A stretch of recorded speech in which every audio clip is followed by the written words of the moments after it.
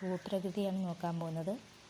സമുദ്രനിരപ്പിൽ നിന്നുള്ള ഉയരത്തെ അടിസ്ഥാനപ്പെടുത്തി കേരളത്തിൻ്റെ 3 ഭൂപ്രകൃതി വിഭാഗങ്ങൾ ആണ് മലനാട്, ഇടനാട്, തീരപ്രദേശം.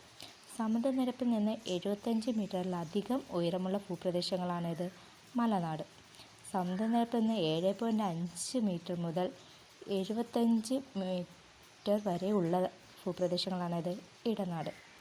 സമുദ്രനിരപ്പിൽ നിന്ന് 7.5 മീറ്റർ വരെ ഉയരമുള്ള ഭൂപ്രദേശങ്ങളാണിത്. തീരപ്രദേശം എന്ന് പറയുന്നത്.